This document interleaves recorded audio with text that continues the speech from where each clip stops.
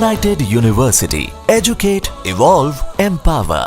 Iran और America के बीच चल रहा युद्ध एक बार फिर से समाप्ति की ओर बढ़ रहा है और यह ऐलान खुद अमेरिका के राष्ट्रपति डोनाल्ड ट्रंप की तरफ से आया है। अब इसके पीछे की इस बार क्या वजह है और क्या इस बार का ये जो युद्ध विराम है ये लंबा चल पाएगा, इसी पर आज बात करेंगे। इसलिए इस वीडियो को आखिर तक जरूर देखिएगा और इस पर आपकी जो भी राय है उसे कमेंट कर जरूर बताइएगा। नमस्कार, बहुत स्वागत है आप सभी का। मैं हूं आपके साथ लोकेंद्र त्यागी। जैसा कि आपको पता है कि अमेरिका के राष्ट्रपति डोनाल्ड ट्रंप जो है सबसे पहले पोस्ट कर बताते हैं कि अब आगे वो क्या करने वाले हैं और इसी को लेकर उन्होंने बताया कि उन्होंने कैसे ईरान के खिलाफ जो वो हमले करने वाले थे उसको रोकने की पूरी तैयारी की है। उन्होंने अपने जो सोशल मीडिया ट्रुथ है उस पर एक पोस्ट किया और उन्होंने लिखा, संयुक्त राज्य America Islamic Republic of Iran के खिलाफ ऐसी सैन्य कार्रवाई के लिए पूरी तरह से तैयार था जिसकी ताकत, क्षमता और मारक शक्ति सेकेंड वर्ल्ड वॉर के बाद से नहीं देखी गई थी। वो ये कह रहे हैं कि हम ऐसा अटैक उनके ऊपर करने वाले थे, लेकिन इसके बावजूद ईरान और मध्य पूर्व के अन्य देशों ने हमसे अनुरोध किया कि हम किसी भी हमले को फिलहाल रोक दें, क्योंकि किसी समझौते की रूपरेखा पर सहमति बन गई है। इस समझौते में हॉर्मुज जल डमरू मध्य को तत्काल, पूरी तरह और बिना किसी शर्त के खोलना तथा ईरान के परमाणु खतरे का अंत शामिल होगा।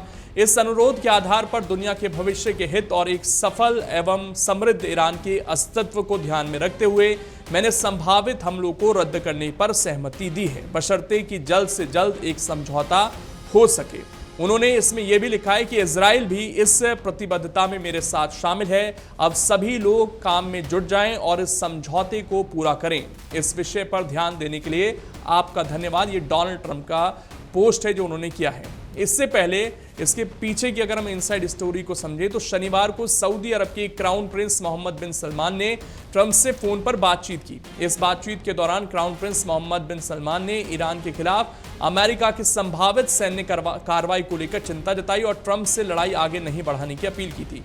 दोनों नेताओं की बातचीत ऐसे समय हुई जब ट्रंप ने सेना को ईरान पर नए हमलों के निर्देश दिए थे।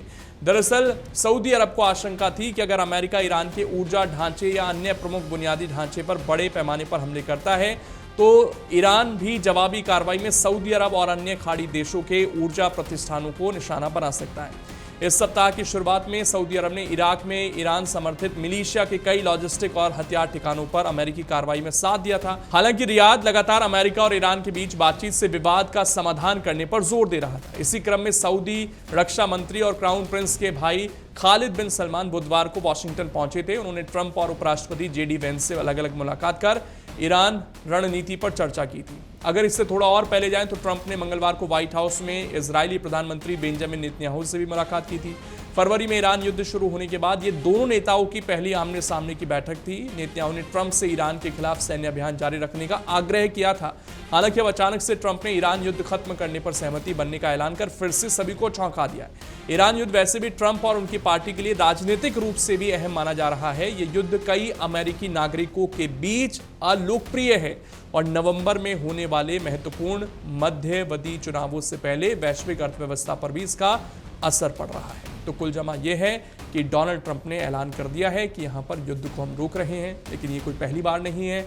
अब सवाल यहाँ पर यह भी है कि जो अमेरिका कह रहा है कि हॉर्मुज जल डमरू मध्य को हम पूरी तरह बिना शर्त के खोलेंगे, क्या ईरान इस पर सहमत हो पाएगा? क्योंकि ईरान तो पहले से कहता आ रहा है कि अब यहाँ से जो व्यापार होगा उस पर कंट्रोल ईरान का होगा।